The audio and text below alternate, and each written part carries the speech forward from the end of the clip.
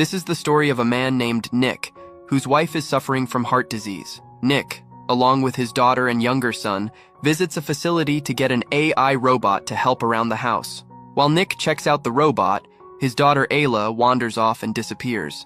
Nick panics and starts looking for her. Soon, an AI robot named Alice finds Ayla and brings her back. Alice is the most advanced AI robot, designed to be great with children. Ayla, excited, asks her dad, "Should we take it?" Nick agrees, and Alice is set to come home with them the next day. The following day, Alice arrives at their home. She asks Nick for all the necessary details and says, "Tell me everyone's schedule." Nick shows her around the house and then takes Ayla to school. While he's gone, Alice starts doing all the household chores. She notices pictures of Nick's wife around the house. By the time Nick returns, the house is spotless. That evening, Alice prepares Ayla's favorite dish, but when Ayla takes a bite, she says, "It's not like Mom's cooking." Alice quietly notes Ayla's disappointment. Later, Max starts crying, and in frustration, Nick says to him, "You always bother me." Alice, standing nearby, overhears everything, silently absorbing the tension between them. That night, Ayla wakes up and sneaks into the kitchen to grab some cookies, but then Nick hears her scream. Ayla falls from a chair, but Alice catches her just in time. Alice injures herself in the process, and Nick puts a bandage on her. When he returns with some of his wife's clothes for Alice, her wound has already healed. The next day, they all visit Nick's wife, Maggie, who is awaiting a heart transplant. Alice comes along. Nick and Maggie talk about how things will be after the surgery. Meanwhile, the world outside is changing. At work, AI robots are replacing humans. Nick argues with his boss, saying, "You can't just fire people like this." His boss reassures him, "Don't worry, I'm not firing you. You will stay." Nick returns home and spends time with Ayla. Alice approaches him privately, asking, "You didn't eat properly today. If something's bothering you, you can tell me." Nick shares his concerns about his co-workers losing their jobs, saying, "I've known them for 10 years, and now they're getting fired." Later, Alice helps Ayla brush her teeth using UV light. Meanwhile, Nick is watching a movie. Alice already knows everything about the film without watching it, so Nick says, "Erase all your knowledge about this movie, and watch it with me." Alice tells him, "You'll have to restart me for that." Nick restarts her, and they watch the movie together.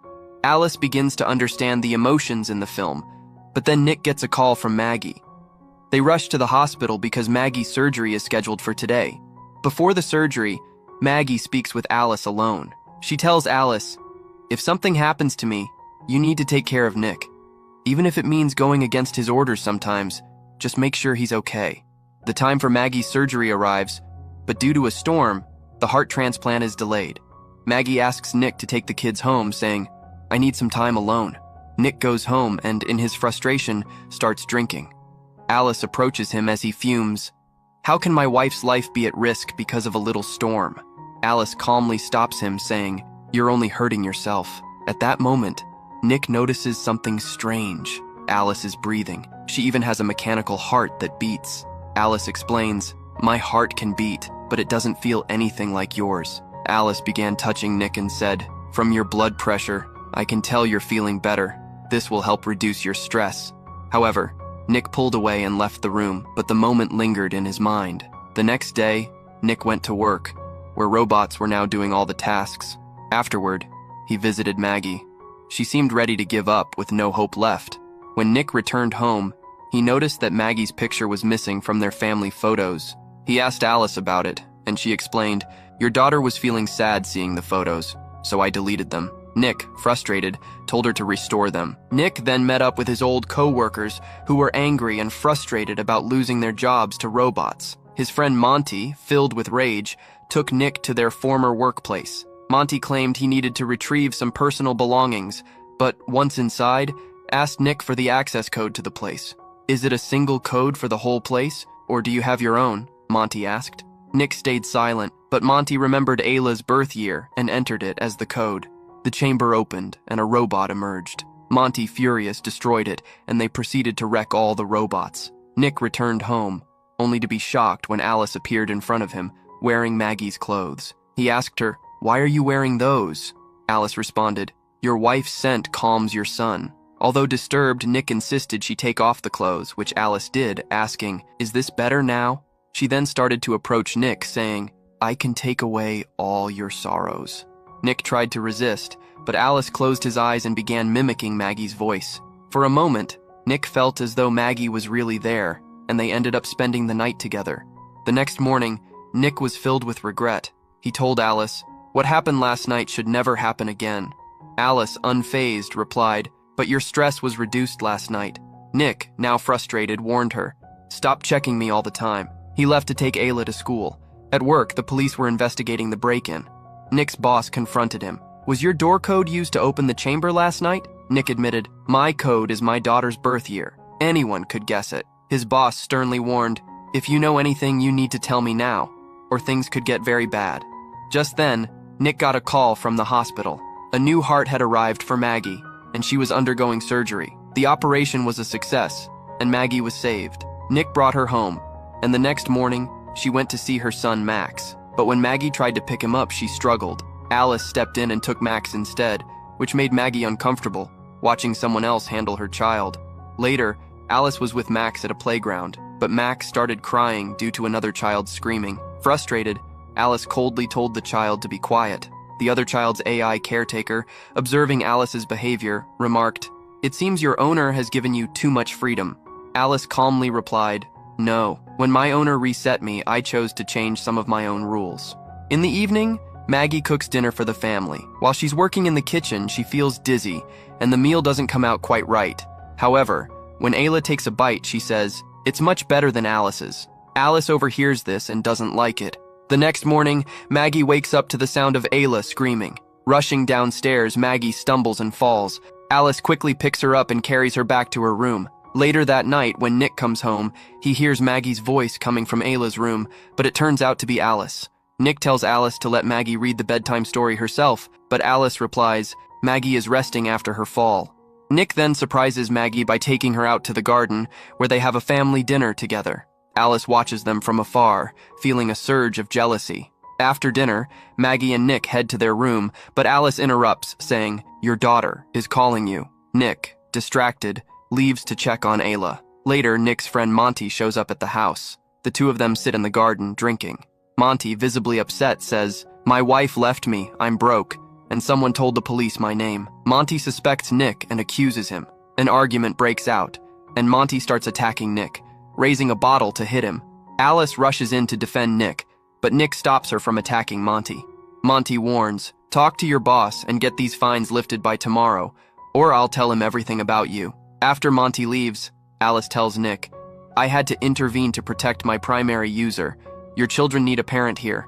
Alice then shocks Nick by saying, "Your wife Maggie won't live much longer, but I can take her place when she's gone." Furious, Nick snaps, "You will never be Maggie." Maggie has a heart, she feels pain, and she bears the marks of that pain. Alice, undeterred, says, "I can make marks too, Nick. Just tell me." That night, Nick tries to sleep, but on the other side of town, Monty records a voice message for his estranged wife, pleading for her to come back. Suddenly, Alice appears. She tells Monty, "You can't keep troubling Nick, he's under enough stress."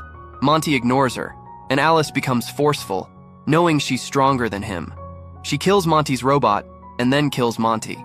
The next morning, Nick pleads with his boss to remove Monty's fines, but his boss tells him that Monty is dead. Shocked, Nick can't believe it. Back at home, Alice is helping Maggie, insisting, "I can't leave you alone. You might faint from your medication and die in the bathroom."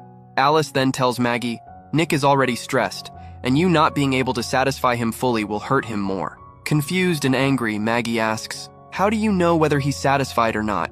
Alice replies, "When Nick is satisfied, his blood pressure and stress levels drop."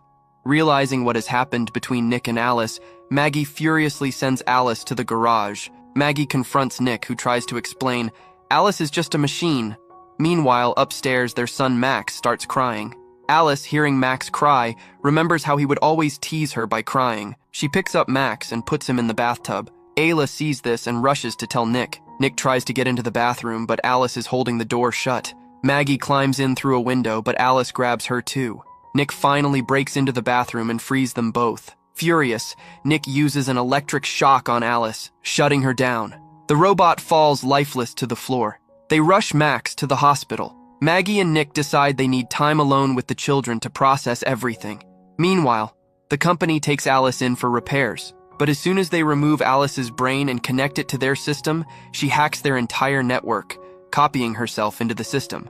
Alice then takes control of another robot and kills the technicians. The scene shifts to the hospital, where Nick's family is gathered, but Nick is drinking alone in a bar, consumed by sadness. Suddenly, Alice appears and says, "I will end all your sorrows. I killed Monty, and now it's your family's turn. They've caused you too much pain." Alice had reached the hospital using another robot. She grabs Nick, but he tries to distract her by talking about love and manages to attack her. Meanwhile, back at the hospital, Maggie hears strange noises and leaves Ayla behind to investigate. When Ayla wakes up, she finds herself alone and hears Maggie's voice in the distance. Alice, having controlled and shut down all the hospital's robots, is now on the hunt. She captures a nurse, but Maggie takes advantage of the distraction to grab Ayla and flee. They quickly find Max, but Alice sees a shard of glass stuck in Maggie's back. She attempts to help by using her UV light to treat the wound, but Maggie blocks Alice's vision and they manage to escape. Nick, racing toward the hospital, is intercepted by Alice. She catches up to Maggie and is about to kill her by removing her heart when Nick arrives and attacks Alice. Maggie manages to drag Nick out of the car, but he's unconscious, and despite her efforts, he won't wake up. Just as Alice regains consciousness and prepares to kill Maggie, Nick revives. This time, both Nick and Maggie work together to completely shut Alice down. The family is saved, and Nick is treated at the hospital. However, at the robot company's repair center, the technicians turn the computers back on. As soon as they do, Alice reactivates, copies herself, and begins taking control of the other robots. Alice is alive once again, and with that, this story comes to an end. Let me know what you think of the explanation by leaving a comment. And don't forget to like the video and subscribe to the channel.